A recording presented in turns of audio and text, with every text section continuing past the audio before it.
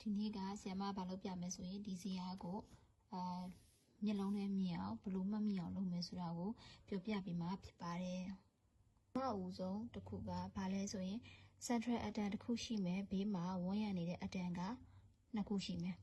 ။အဲ့ဒီမှာ atom တစ်ခုပေါ့ဥပမာ H2O လို့ပုံစံမျိုး O ကတစ်လုံးပဲရှိမယ်ဘေးမှာကhydrogen ကနှလုံးရှိမယ်အဲ့လိုမျိုးပြောချင်တာအလေက central atom တစ်ခုကိုဘေးကနှစ်ခုကဝိုင်းနေတာပြောတာအဲ့မှာဘယ်နဲ့ပုံစံဘယ်နှမျိုးခွဲမလဲဆိုရင်၃မျိုးခွဲပါမယ်ရိုးရိုးတန်းတန်းဘာမှမပါတဲ့ဟာတစ်ခုရယ်လုံးပဲတစ်စုံပါတာရယ်လုံးပဲနှစ်စုံပါတာရယ်ကဲရိုးရိုးတန်းတန်းဆိုရင်တော့ရှင်းပါတယ်ဒီနေရာပေါ့အလေမှာ A မှာ A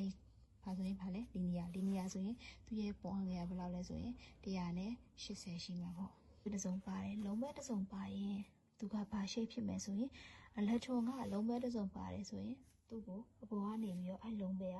ဖိချမှာဥမာအဖြစ်ပြောမယ်ဆိုရင် SO2 S မှာလုံးပဲကတစ်စုံရှိတယ်မလားသူ့မှာအဲ့လုံးပဲတစ်စုံကကျန်တဲ့နှကောင်အောက်တွန်းချလိုက်လို့ရှိရင် O ဖြစ်သွားမယ်ဒါဆိုရင်သူကကိုင်းကြသွားတာအမ O ပေါ့နော်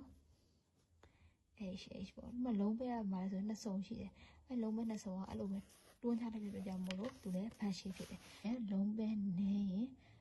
ဘုံအန်ဂယ်ကပိုကျဲတယ်လုံးပဲများရင်ဘုံအန်ဂယ်ကပိုကျင်းတယ်ဒါဆိုရင်100ကို1.5ထပ်ကိုငယ်တယ်ဒါဆိုရင်120ထပ်ကိုငယ်တယ်ဒီဘုံအန်ဂယ်တွေကြတော့ဒီမှာရှိတဲ့ပုံတွေကိုသင်္ချာနည်းနဲ့တွဲထုတ်လိုက်တာပေါ့ဒါ A3 okay central atom တစ်ခုရှိမယ်ပြီးရင်ဘေးမှာက Y နဲ့ molecule က3ခုရှိမယ်အဲ့ဒီမှာကပုံစံ2မျိုးခွဲတယ်ရိုးပုံဆိုရင် triangle နဲ့ planar ဒီကမုတ်တစ်ခုကိုဒီ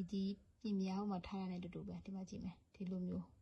ဒါဆိုရင်ကျမတို့ရေပြင်ကြီးတိုင်းမြင်ရတာဒီမှာဆိုရင်ကျမတို့ကအပေါ်စီကနေကြည့်တာဒါပါလဲဆိုရင် triangle နဲ့ planar ဆိုတာပြားနေတာကိုပြောတာတတိယမုံအပြားဖြစ်နေတာကိုပြောတာနော်